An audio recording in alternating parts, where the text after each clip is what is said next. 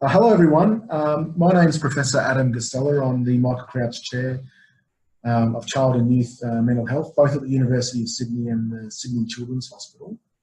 Today, I'm pleased actually to talk to you about how neuroscience transforms therapy for fear. And so what I'm going to talk to you today is really a compressed version of what I would give in my lectures at the university over a much longer period. But in this compressed version, I'm going to talk to you about how we use neuroscience really to transform and improve the quality of our therapy approaches for overcoming fear. So I look forward to doing that with you today. Hopefully, as I've put these pictures up in front of you, many of you will respond with a fear response, because these are the most common feared stimuli for humans in the world today. And so we have spiders and snakes and heights. About 10% of the population actually have a phobia. And we call it a phobia when the fear becomes excessive, when it's something that, you know, impairs your everyday life. So I can fear spiders, but if it makes me, you know, be unable to leave the house or go into a park or drive a car, then all of a sudden we would call that phobia.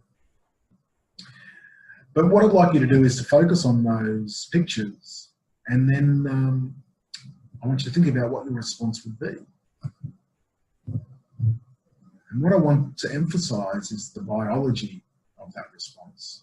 See, the first thing that you'll see is you'll see the spider, and then you'll have some perception that, oh, there's danger, that spider's going to attack me, I'm going to die, I'll go crazy if it touches me. Something like that is a typical phobic response. And immediately there'll be a brain response, typically a limbic system response. The amygdala, it shows a really strong bold response, or really strong activation.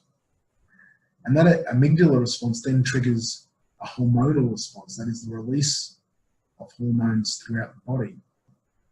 Cortisol, norepinephrine, epinephrine. These hormones are all about activation, increasing tension.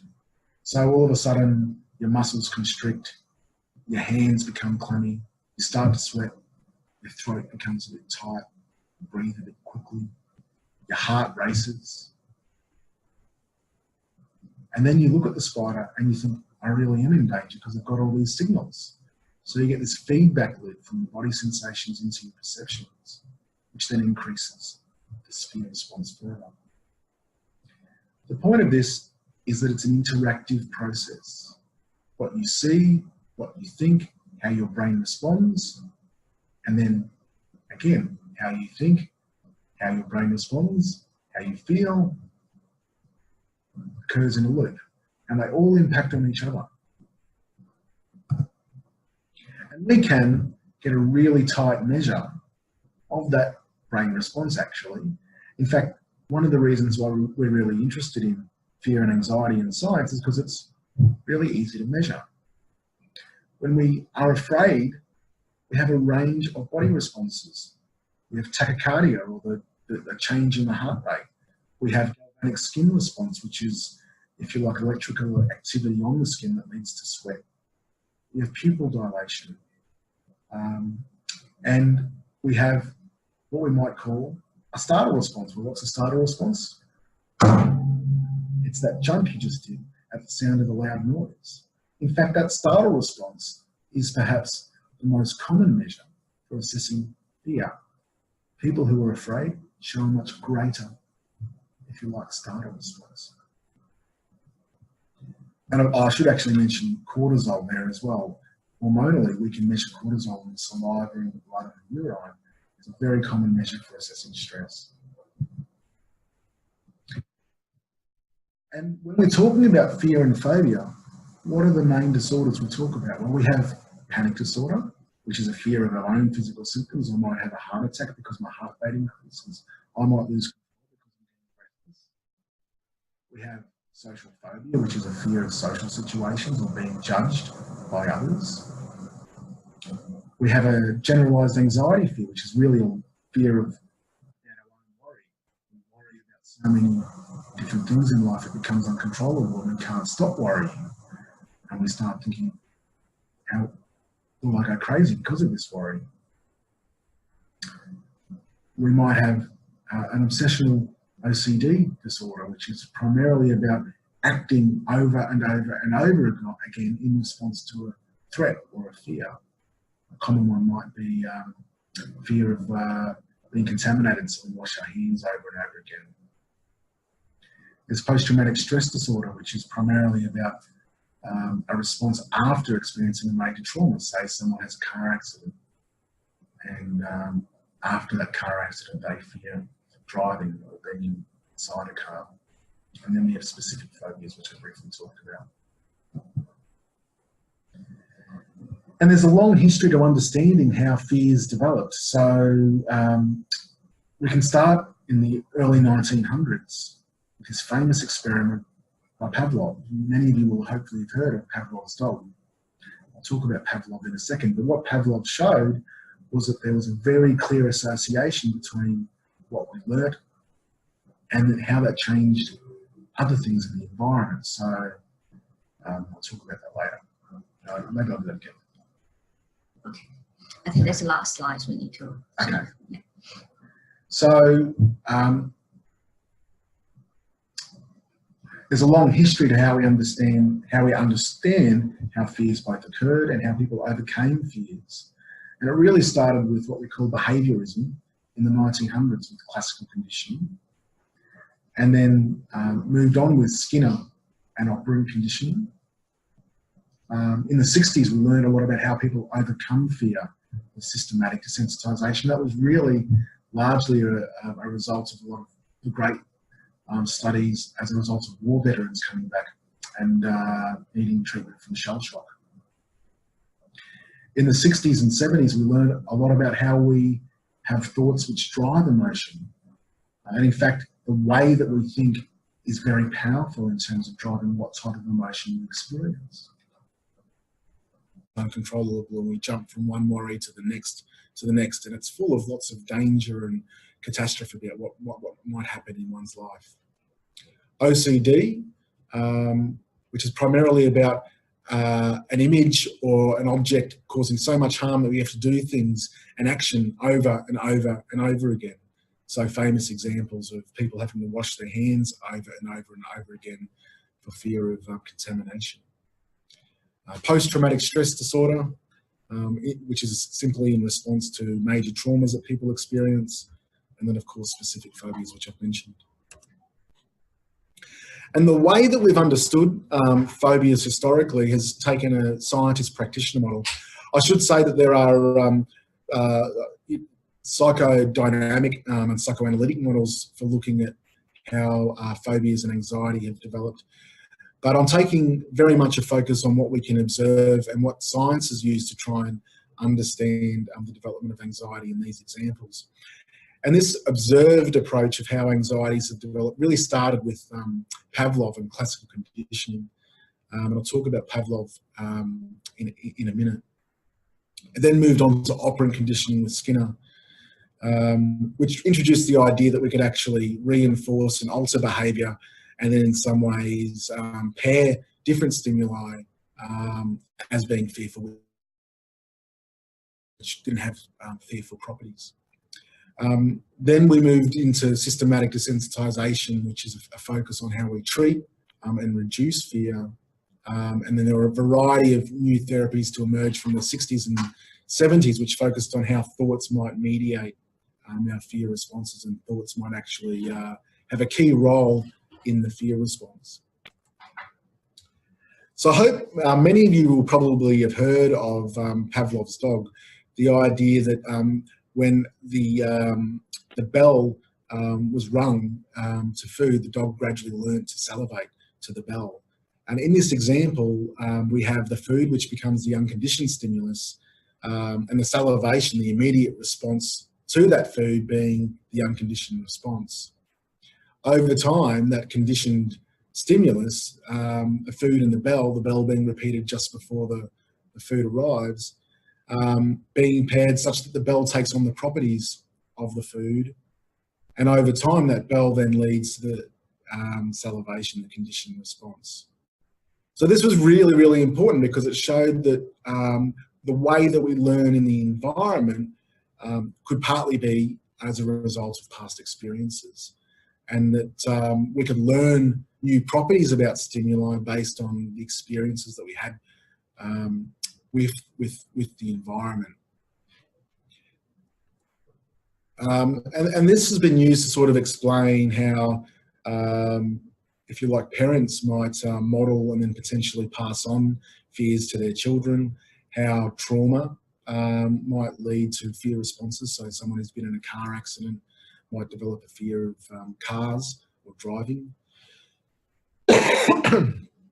And it also has provided an opportunity to think about how we might start to treat fears and phobias by reducing, if you like, the fear response in exposure to certain stimuli. So if we present the bell over and over and over again without the food, we see that the animal gradually learns that the bell no longer predicts the food and the salivation response stops. And that's what we've called extinction.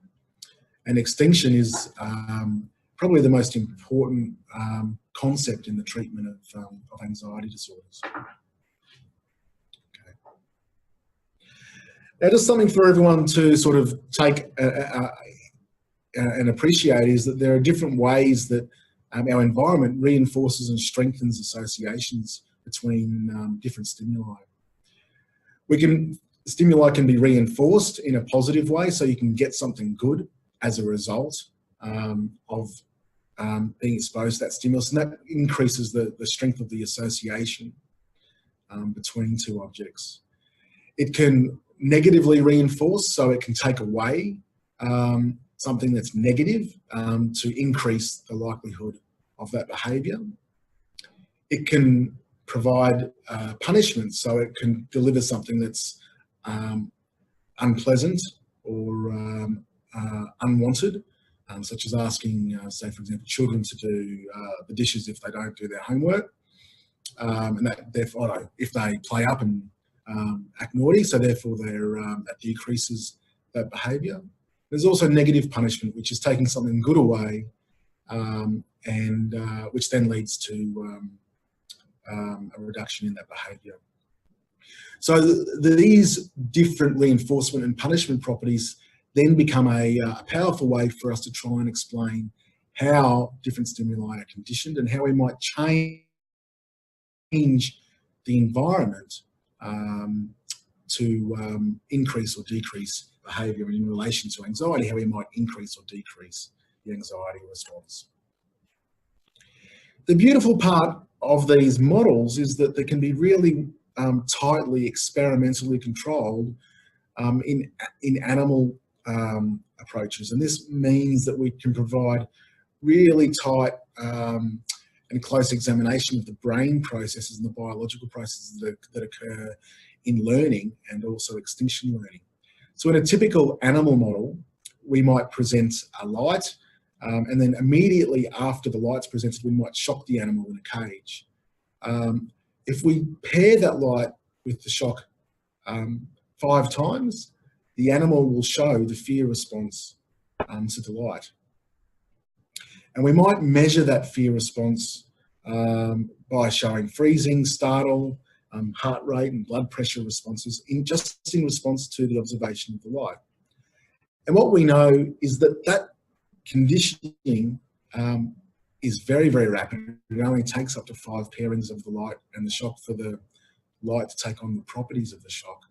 And it's long lasting. In fact, there's a study in humans that shocked humans actually to different coloured squares. And they did it in one session, and they got people back a year later. So let's just say they were shocked to blue squares. And they put them in the same room a year later and presented the blue square. And they showed that the humans a year later showed the same fear response. So it means that what happens is very long lasting, and I should say is sometimes beyond conscious awareness. And so in that example I just gave, the humans weren't actually consciously aware that blue square was leading to shock, but they showed a fear response as if it was. The beautiful part of this model is that it then allows us to try and study how animals and humans overcome fear. So we then present the light over and over and over again, and we can see a really nice extinction curve where the animal or the human gradually shows a reduction in the fear response. And typically it might take, again, 6 or 7 trials for the response to the light to show a reduction in the fear response. And that's what we call extinction. So in the early 19th century, this led to a huge focus on how we can understand what we fear just by understanding the history of what we've been exposed to it. And behaviorism was born through this idea that we could simply understand a straight stimulus and emotional response relationship. In the 60s and 70s, you might remember that there was this huge explosion of free will and people being able to sort of make their own decisions in life, along with information processing models of understanding how people on computers operated in terms of networks. And both these conceptual changes in society led to a change in the way we think about the psychology of emotion, where the conscious meaning of the things that we believe and the things that we think played a role also in contributing to the emotional response. So instead of there being a stimulus, say the spider, and there being an immediate fearful response, researchers started saying, well, hang on, the person also has the capacity to choose what they think about that spider. And so it became important to understand what were the thoughts that the person had when they viewed that spider, which contributed to the emotional response. And this led to the development of cognitive therapy. And what we know about cognitions is that when we're anxious, we tend to have what we call negative automatic thoughts. These are thoughts which are very specific. They're spontaneous and they're extremely rapid. That spider's going to kill me. I'm going to die. I won't be able to cope. I'll fall apart and go crazy. And these thoughts drive the anxiety response. They're not deliberate. There's no real reasoning. Often people will say to me, Adam, I thought the spider was going to kill me, but as soon as I left the room, I realized that was so silly. That was never going to happen. These thoughts are just part of the anxiety habit. And they tend to be about 2 things. Firstly, they catastrophize. What might be dangerous is extremely dangerous. They overgeneralize. What might harm me a little bit will harm everything.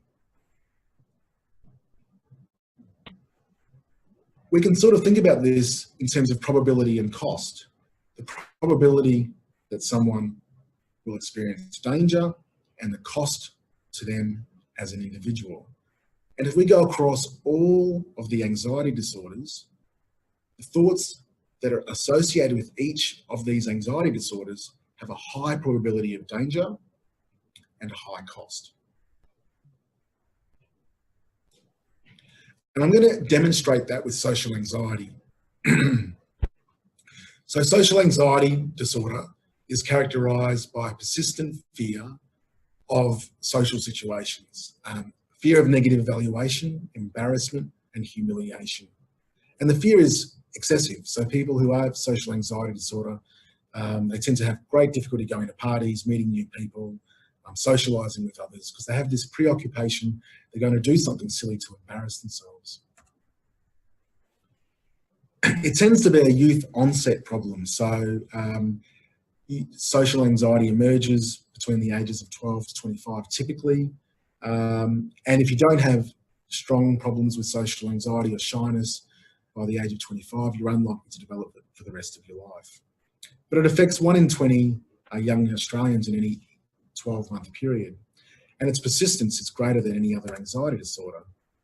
And we see young people often emerge with social anxiety in their school years and then develop later onset depression, substance misuse, or other problems later in life, partly in response to the problems that social anxiety causes. We know that social anxiety leads to poor educational and work outcomes, lower rates of satisfaction and self-esteem. And when we think about the burden of that disorder to something which is well recognised like schizophrenia, we know that social anxiety causes as much burden and possibly even more than the disorder of schizophrenia. And we also know that it increases the risk, as I've just said before, of mental health problems later in life.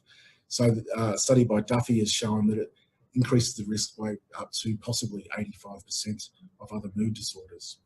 It increases the risk of alcohol use disorders. So the idea is that if we can intervene early with something like social anxiety, we reduce the risk of other mental health problems down the track. So I want you to think about a situation where you might struggle. Maybe it's presenting a speech in front of other people. Maybe it's presenting in media on a online lecture in front of 60 people. What would trigger the anxiety response? You have a very strong physical reaction. Then it would be, what would you be thinking? And people might think that they're going hopeless at this, that they're embarrassing themselves in front of everyone, that everyone will see their anxiety and they'll think that they're being really silly. I'd like you to think about what sort of thoughts you might have. And then I'd like you to think about the reality. And how many people say that they felt really anxious during a speech? I think most people say that. And how many times do you sit there when you're watching that speech and go, gee, that person looks really anxious, they look really silly? I'm sure you'll say it hardly ever happens. And the reality is that when you do a speech, it's probably the case that you might be anxious, but no one will see it. And even if they did see it, they'd understand. So then we have this sort of discrepancy between what the fear says and what the reality is.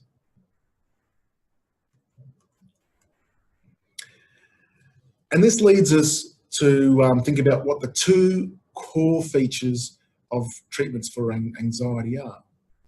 The first is to deal with the representations or the beliefs we have about ourselves in the social situation. So that we are seen to be competent or incompetent, that we are seen to be effective or ineffective.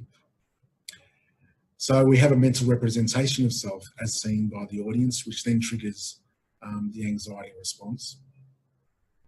And the second major feature is what we do as a result of that response. And what Rapay and Heiberg highlighted is this excessive allocation of attention and resources to things that we fear. So because I'm afraid, I'll then start to notice all the things, all the angry people in the audience, a preferential allocation to, if you like, threatening information. So how do we treat it? The most common approach is exposure therapy. And exposure therapy is simply about putting people in the situations that they fear to obtain corrective emotional experiences. The idea that we can test out our beliefs. Am I judged? Am I making a fool of myself? And see that actually that's not the case. And as we see that, the anxiety reduces. It's what we call extinction or habituation. And we know that when we put people in their worst nightmare situations, they survive. I can put you in a coffin and you might fear being in closed spaces. Your anxiety might go to 100 out of 100, but you will survive. As long as I don't force that on you, as long as I don't put you in a situation that you don't consent to, you will be okay. In fact, we know what happens to patients. Their anxiety will go to 100 out of 100, but eventually their anxiety will drop. And it will drop down to 0 if we leave them there long enough. But what happens when we've only got limited time? What happens when we don't have, say, 3 hours to provide treatment, 4 hours to provide treatment? Well, we get a range of different responses. Some people show what we call high engagement. They show a strong response, that is, they show a lot of fear, but over time they show a strong reduction, and that's what we call strong extinction. Some people don't show that strong extinction. They show a persistence of the fear, and then some people don't engage at all. And the question is, well, can we improve these therapy responses? Well, we know that we can improve it by changing the way that therapy is delivered. So if we do it all at once in a big 3 hour, 4 hour gap, I'll put you in your worst nightmare. People will overcome their fear much faster in that session. But then we have to do it over and over and over again to generalize in lots of different contexts so that people can learn that what they fear is actually safe. We also have to make sure that we reduce the opportunity for escape so people can actually see themselves succeed. Not because they've got their friend with them, not because the therapist is with them, not because they've taken some medication, because they have succeeded. And that's what we mean when we talk about using controlled escape, that they are in control of the situation. But this talk is not really about how we do therapy effectively. It's how neuroscience has improved our understanding of overcoming fear. I want to take you now to the different models of understanding emotion and fear. So if we talk about, if I was doing this lecture in the 18th century, what I'd be talking to you about is the ventricles in the blood and how the ventricles in the blood seem to control emotion and thought. And then I'd be talking to you about how we might be doing blood transfusions to alter anxiety, and that wouldn't be particularly effective, and it wasn't particularly effective. But what happened was that during this period, a researcher injected one of their dogs with ink, and they found that the ink went to the cortex, and they proposed that perhaps the cortex was responsible for thinking and emotion. Then we went through a period in the 19th century where we thought the brain was this very hardwired neuropsychological set, where if we understood what the location of each part of the brain did, we would understand personality and emotion. What's been clear over the last 20 years is actually the brain isn't hardwired. It's what we call plastic. It has opportunity to change and learn and to consolidate new information and to actually overcome challenges that it faces. And we've understood how learning occurs. So we know, for example, that the brain has great capacity for regeneration. It has great capacity to develop new pathways, new habits, form new ways of operating. And this has changed the way we think about therapy. So, for example, let me give you a very simple example of how this has changed science. The famous study in 2005 showed that when they put rats exercising in a rat wheel, and they compared them to rats that weren't exercising, 6 weeks later, there were more connections, synaptic connections in the brain of the rats that were exercising than for the rats that weren't exercising. This suggests that learning processes are influenced by what we do, how we think, what we eat. It's changed the way that we think about how we might change emotion and treat anxiety disorders. And it's also changed the way that we try and understand the brain, how the brain responds to therapy approaches, what we think and how we fear. So in a classical therapy approach, we might do some cognitive therapy or exposure therapy, or we might do medication-based approaches like provide SSRI type treatments. The argument for the medical approach would be we're trying to change the chemical imbalance or alter the chemical levels to reduce the anxiety response. The argument for the psychological intervention might be that we're trying to operate on a learning mechanism to change the way that we respond to habits. This new way of thinking allows us to combine the two. How does the brain change when we change our habits? How do we learn differently? And how does that result in different operations of the brain? Could we change the chemical release to facilitate learning of therapy? Could we use synergistic methods to improve outcomes of both therapy and medical-based interventions? So because we've got these really tight models of how we learn, we've been able to understand exactly what parts of the brain are involved in the learning process.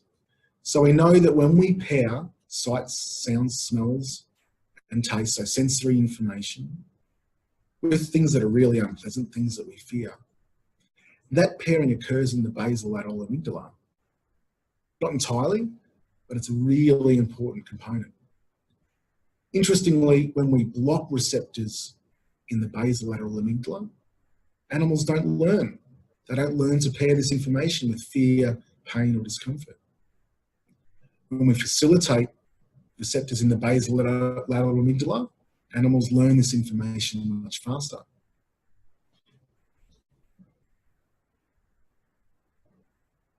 So I'm going to remind you about this idea of extinction, that we pair a light with a shock. The animal learns to fear the light.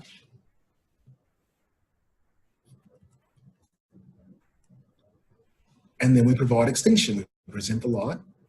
And then over a number of episodes, the animal gradually learns to reduce their fear expression. That's what we call extinction. The question has been, well, if we can understand how information is learned, could we strengthen fear extinction learning? Could we improve the way exposure therapy is conducted? Let me give you one example, and there are many, many examples in the literature now. What researchers learnt was that glutamate in the release in the basolateral amygdala was particularly important for learning about overcoming fear. So then they gave animals a drug, DCS, which increased the release of glutamate in this part of the brain. And what they found is that, in fact, the animals overcame or showed the same reduction in fear in response to the light, whether they received the drug or a placebo. But when they brought the animal back the next day, those animals that had received the active drug, the DCS, the drug that increased glutamate transmission in the basolateral amygdala, those animals showed much less fear the next day. And what this was taken of evidence is that DCS increased the learning or the memory consolidation. If you like, it helped change the habit more effectively to increase fear extinction. So we became really interested in this, and we thought, wow, if we can use biological mechanisms, new drugs to facilitate fear extinction, maybe we could do that in humans. And it turned out that cycloserine was a widely used medication in humans, very safe for other purposes. And we thought, well, what if we gave it with exposure therapy? So what we did is we gave D-cycloserine, 50 milligrams every time. Sorry, I'll just skip this. Patients did an exposure therapy session only with the exposure therapy session. So they only got it when they faced their fears. And what we found, and these are effect sizes, is those patients that received the drug, the DCS, with their exposure therapy session showed a much greater response to therapy. In fact, what we call medium effect sizes, which is, you might think is a standard deviation or what we'd say is clinically significant change across all the anxiety measures that we used. So what this is showing is by understanding the biology, the neuroscience of how humans overcome fear, we can actually improve the speed, we can augment, we can increase the quality, we can potentially even reduce the dropout of our therapy. And of course, that all leads to improved resources in the community for therapy services. And in fact, this type of trying to modify the brain response to improve response to therapy is huge now. There's a whole range of medications, different ways of manipulating the brain response to improve fear extinction. And so this is an example. There's a range of studies here on oxytocin, which we're very interested in. There's other studies looking at methylene blue. There's a huge number of possible targets that this research has opened up. And we can also start to think about, well, could we actually change the way that people operate in their everyday life? Could we facilitate fear extinction by increasing exercise? Could we improve memory consolidation by improving sleep? We might actually be able to change people's response to therapy by changing their everyday behaviours. And there's a range of studies now looking at that simply by understanding the brain response to fear.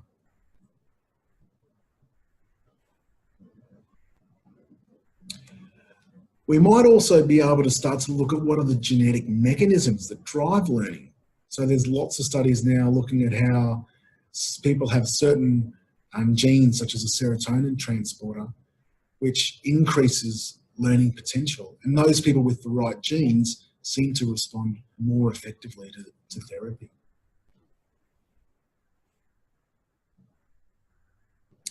And I'm just going to briefly talk about how this might change the way that we think or the way that we interpret situations. So you might recall at the start of this talk, I described these negative automatic thoughts, these things that come up as habits, these just random thoughts that are very negative and predict catastrophe and danger and cost. Well, we know that this is very fast. It's a very, very fast thought, and it happens instantaneously. As soon as I see the spider, the thought comes. And we think it happens immediately. In fact, if we put a thing that we fear, such as a spider and a table, in competition, spider phobics will pay much faster attention to the spider than the table within 300 milliseconds, before conscious awareness. They'll be aware of the danger. And when we look at that really fast attention, that threat response, it's one of the most important biomarkers or cognitive markers for anxiety disorders. In fact, so many studies have shown this very fast habitual response, focusing our attention and seeing threat.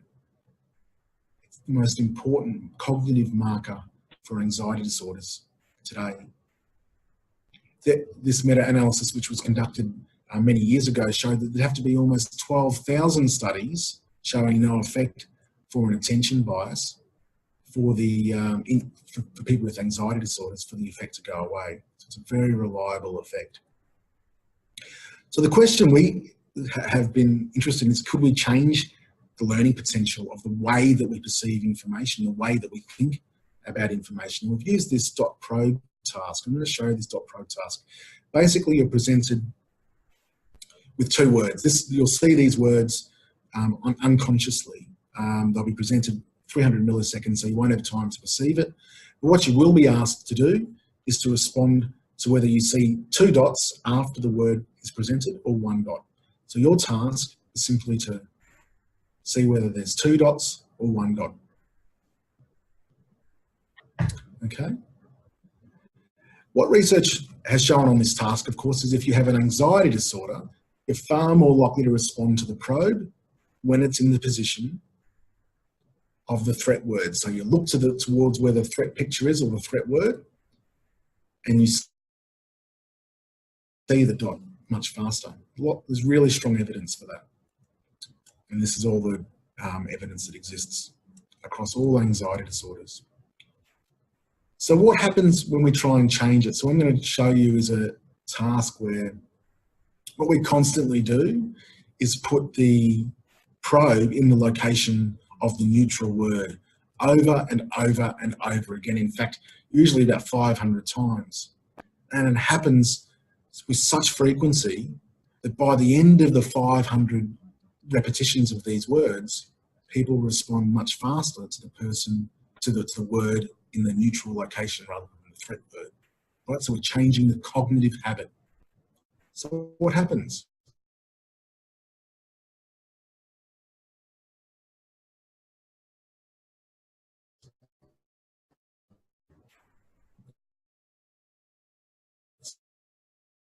So when we do that, so this is a bit confusing, it's normally spend about 5 minutes on this slide, but essentially what happens after is that people show much less response to an anagram stress task. They become less stressed out, just simply by changing the way we focus our attention. So what happens if we do the same thing to patients with anxiety disorders? So I'm just skipping through this quite quickly. Well, the research has shown if we give people with social anxiety disorder this attention bias task where they train to focus on the neutral word, it's a simple computer-based task. They do it twice a week for 4 weeks. 72% in the first study that did this were no longer diagnostic 4 months later. 11% in a control condition were non-diagnostic. So I'm getting really strong responses in terms of improving treatment outcomes simply by the changing the attentional habit. And there's been a number of studies that have replicated this same effect. We change the attentional habit, we change the anxiety response. And then again, we can look at the biology of that, and we see that in fact, we're reducing amygdala involvement in fear when we train the attentional habit away. So I guess what I was trying to do today is to give you a touch of the sorts of things that we cover in brain and mind sciences. And we're really looking at the interaction between therapy and learning responses in terms of anxiety disorders. But we've got great presentations on family processes and parenting practices, as well as depression and psychosis. What I hope you got out of this presentation is that by understanding how the brain responds to therapy, we can understand how to augment therapy, who responds to therapy, we can develop new treatments for therapy, and we can make even the way that we interact in everyday life to change to improve therapy responses. For those of you who are interested in the Brain and Mind Sciences program, we have a link and yeah, some information about the program, and I think Trudy is available for feedback. So thank you.